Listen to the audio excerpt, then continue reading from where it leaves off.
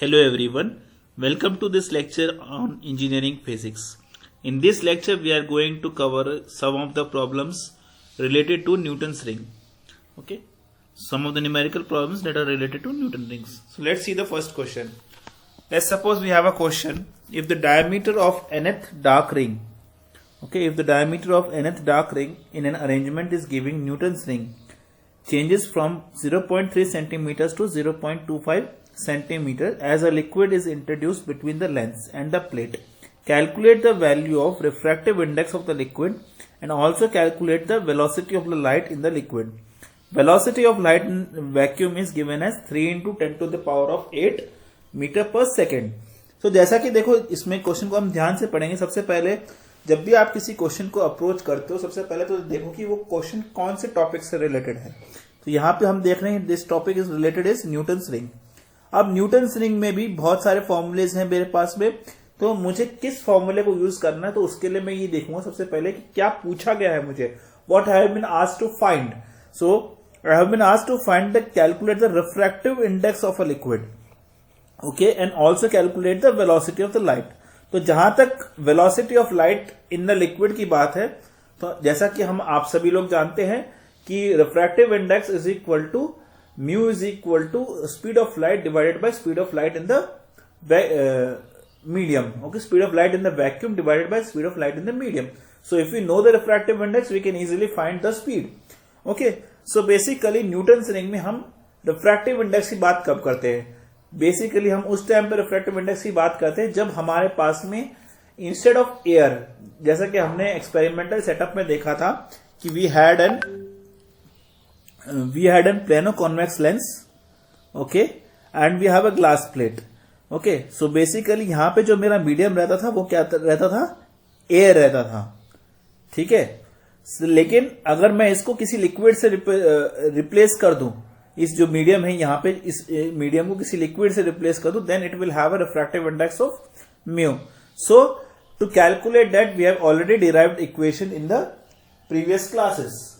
Okay, आप theory के जो भी लेक्चर्स है उसमें देख सकते हो कि कैसे हमने एप्लीकेशंस ऑफ न्यूटन्स रिंग में देखा था कि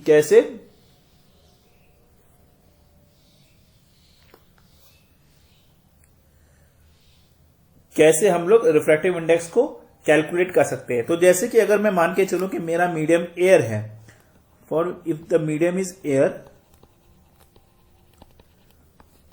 then we had a relationship. यहां पे हम किसकी बात कर रहे हैं, डार्क रिंग की बात कर रहे हैं. तो रिलेशनशिप डार्क रिंग का क्या होगा, dn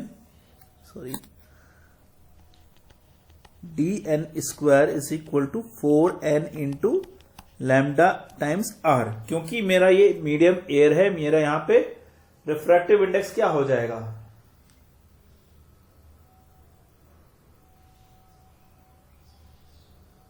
क्या होगा रिफ्रैक्टिव इंडेक्स. एयर के केस में रिफ्रैक्टिव इंडेक्स होता है मेरा 1. ठीक है, so mu is equal to 1. So यहां पे मेरा क्या आ जाएगा, 1 आ जाएगा. Okay,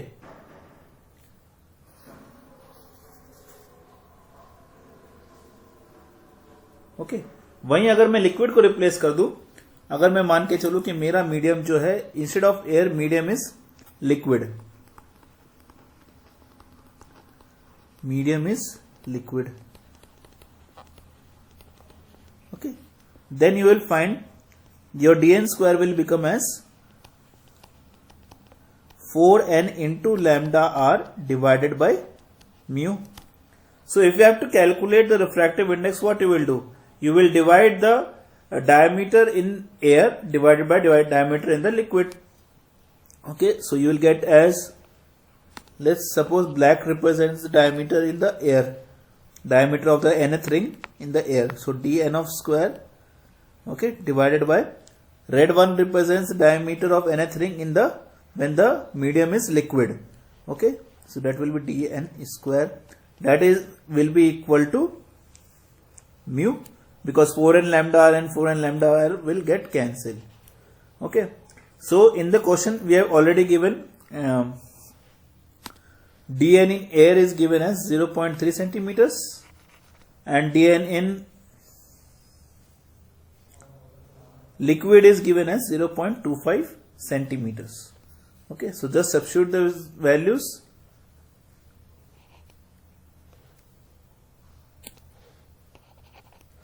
So you will get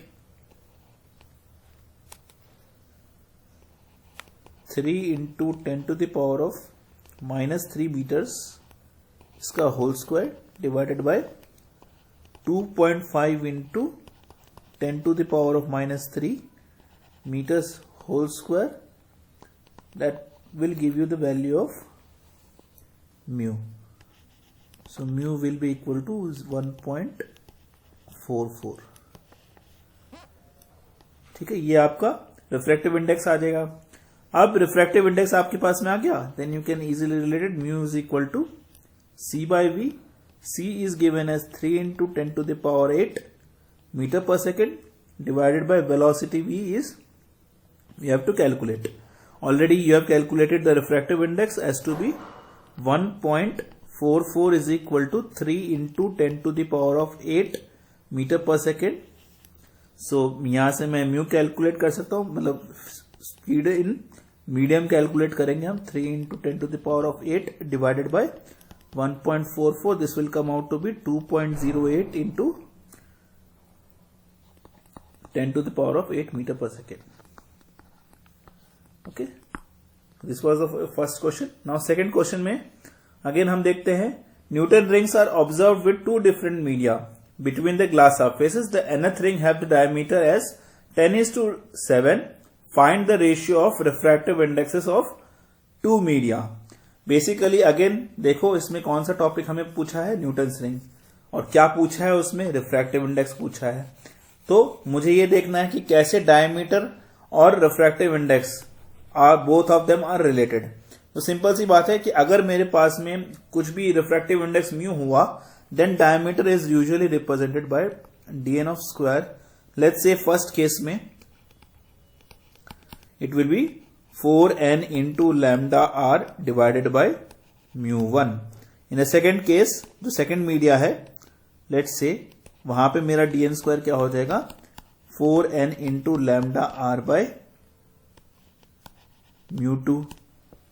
ठीक है, अगर अब दोनों को डिवाइड करूंगा, what I will get, dn whole square divided by dn of 2 whole square. This will be equal to mu 2 by mu 1. Okay, so you can say the refractive index is inversely proportional to the diameters. So diameter ratio is given as 10:7. Okay, now you know refractive index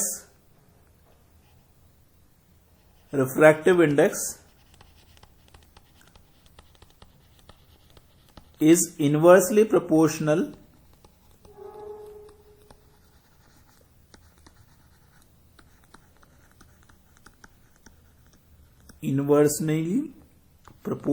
to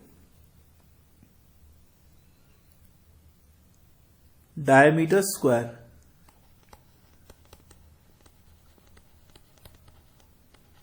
So if diameter ratio is 10:7, therefore the refractive index ratio will be 7 का square is 49, 49:100.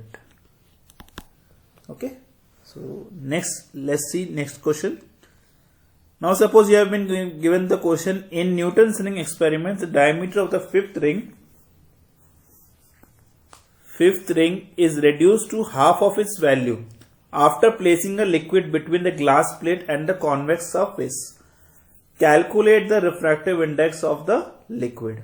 Again, the topic here is Newton's ring. Okay, and we are talking about diameter and we are talking about the refractive index. So again the same type of formulas will be used. Over here we have been given fifth ring, that means n is equal to 5 in this case. Okay, so suppose पहला case हम लेते हैं, इसे ये कह रहा है कि हम मान के चलते हैं d5 डैश. ओके, जब मेरे पास में एयर की जगह पे लिक्विड मेरा मीडियम रिप्लेस हुआ है, तो d5 dash will be equal to d5 by 2. जैसा हमारे क्वेश्चन में दिया है कि The diameter of the fifth ring is reduced to half of its value after placing a liquid between glass plate and the convex surface. ये हमें question में दिया है. अगर D5 के लिए मैं इक्वेशन लिखूं for air, let's say for air you write the equation. So what you will get? D5 square will be equal to 4, n यहाँ पे 5 है मेरा, into lambda into r, or you can say D5 square will be equal to 20 lambda r, or you can say D5 is equal to root of 20 into lambda r. एक condition आ गई. अब suppose मेरे पास में liquid आ गया, तो liquid के लिए मेरे पास में जो D5 है that will become D5 dash. So D5 dash will be nothing but equal to 4 into 5 into lambda into r divided by mu, क्योंकि मेरा रिफ्रैक्टिव इंडेक्स म्यू हो जाएगा लिक्विड का. एयर के केस में रिफ्रैक्टिव इंडेक्स मेरा 1 है, so I don't need to care about that. So D5 dash is equal to 20 into lambda r by mu square, है ना. यहां ध्यान रखना, यहां पे स्क्वायर आएगा. सो आप लिख सकते हो D5 dash will be equal to root of 20 into lambda r by mu. ठीक है. अब D5 dash को मैंने स्टार्टिंग में क्या लिखा था? D5 by 2 equal to root of 20 lambda r by mu. So D5 आपका कितना आ जाएगा? D5 will be equal to 2 into root of 20 lambda r by mu. Okay. So now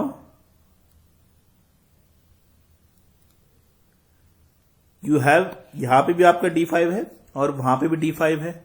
दोनों को हम इक्वेट कर सकते हैं, equating 1 and 2. This is the 1, this is 2. दोनों इक्वल ही होंगे क्योंकि D5 है, D5 will have same value. So just write down root of 20 lambda r will be equal to 2 root of 20 lambda r by mu. ठीक है. तो root of 20 lambda r, root of 20 lambda r ये cancel हो जाएगा. So you will get mu is equal to 4. So refractive index in this case will be equal to 4. So this was for this lecture. Thank you very much.